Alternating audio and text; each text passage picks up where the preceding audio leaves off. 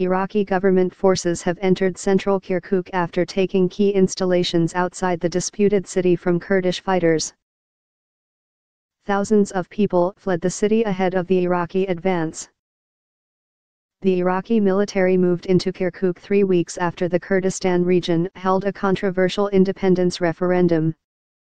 They are aiming to retake areas under Kurdish control since Islamic State militants swept through the region.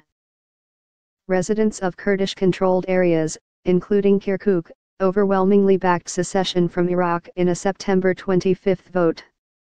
While Kirkuk is outside Iraqi Kurdistan, people in the city were allowed to take part. Iraq's Prime Minister, Haider al-Abadi, had denounced the vote as unconstitutional. But the Kurdistan Regional Government, KRG, insisted it was legitimate. U.S. officials said they were engaged with all parties in Iraq to de-escalate tension, while President Donald Trump said they were not taking sides. "We don't like the fact that they're clashing," he added. Mr. Abadi said in a statement on Monday that the operation in Kirkuk was necessary to protect the unity of the country, which was in danger of partition because of the referendum.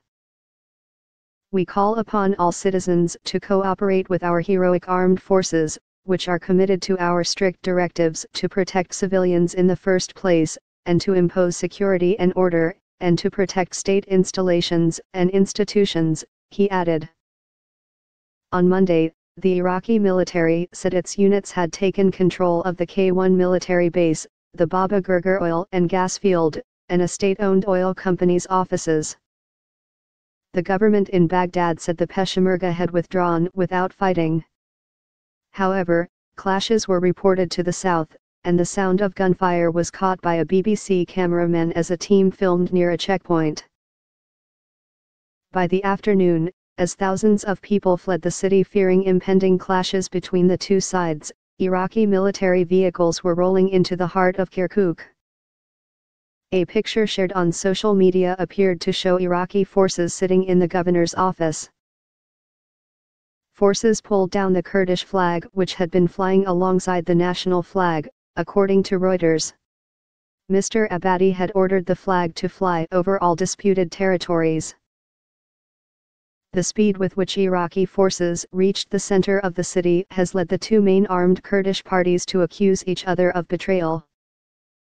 The Peshmerga General Command, which is led by President Masoud Barzani of the ruling Kurdistan Democratic Party, KDP, accused officials from the Patriotic Union of Kurdistan, PUK, of aiding the plot against the people of Kurdistan.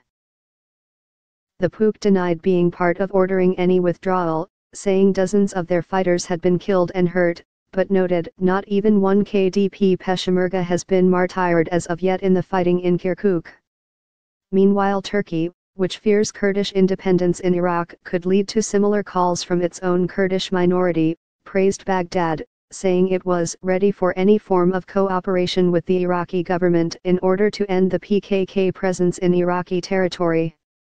The PKK, or Kurdistan Workers' Party, is a Turkish Kurdish rebel group which has been fighting for autonomy since the 1980s.